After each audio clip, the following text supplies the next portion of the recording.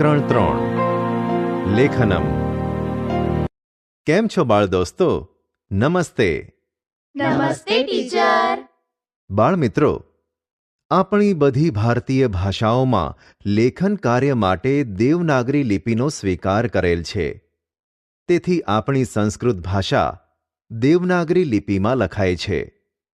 તેવી જ રીતે આપણી માતૃભાષા ગુજરાતીની લિપિ પણ દેવનાગરી લિપિમાંથી જ આવી હોવાથી શિરોરેખાઓને ધ્યાનમાં ન લેતાં કેટલાક મૂળાક્ષરો દેવનાગરી લિપિની જેમ લખાય છે. તેથી આપણને તેના વિશે જાણવાની મુશ્કેલી થતી નથી. કેટલાક મૂળાક્ષરોના વળાંકોમાં થોડીક ભિન્નતા જોવા મળે છે. તે આપણે સમજીએ અને જાણીએ. ઘ, ધ, છ, લ, ચ, જ, ઝ, જ્ઞ, ટ, ઠ, ઢ, દ, ય, શ, અણ, વ, બ, ક, ક્ષ, ર, સ, શ, ખ, ય, થ, મ, ભ, ડ, ડ, અંગ, ઝ, હ, ત, ન, ગ, ત્ર, અ, આ, ઈ, ઉ, એ, ઐ, ઋ.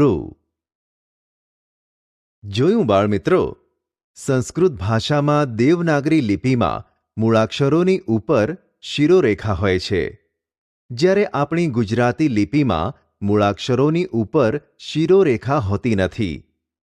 તેથી આપણી રાષ્ટ્રભાષા હિન્દી પણ દેવનાગરી લિપિમાં જ લખાય છે. બાળમિત્રો, સંસ્કૃત ભાષામાં 13 સ્વરો છે, જેવા કે અ, આ, ઈ, ઉ, ઋ, એ, ઓ, ઔ.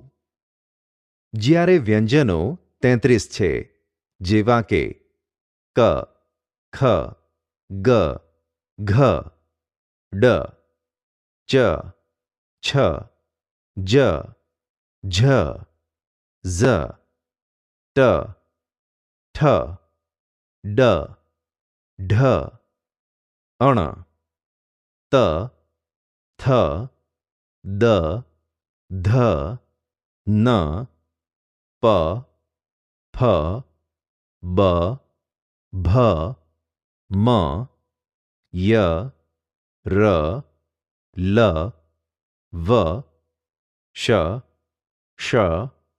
સ અને હ છે. આમ સંસ્કૃત ભાષામાં મૂળાક્ષરોનું લખાણ સરળ અને સમજી શકાય તેવું છે. બાળમિત્રો, તમને સમજ પડીને સંસ્કૃત મૂળાક્ષરોમાં? હા ટીચર. સરસ. તો ચાલો આપણે પાછા મળીશું. આવજો.